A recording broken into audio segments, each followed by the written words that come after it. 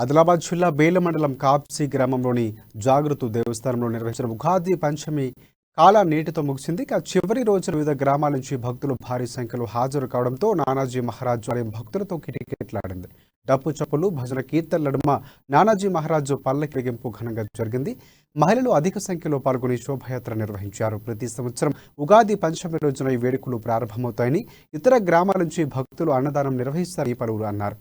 ఇక పరం పూజ్య సంత్ నానాజీ మహారాజు ఆశీస్సులు తమపై ఎల్లప్పుడూ ఉండాలని, పాడి పంటలు సమృద్ధిగా ఉండాలని భక్తులు కోరారు. అనంతరం భజన కీర్తనల నడుమ మహాప్రసాదం వితరణ చేశారు.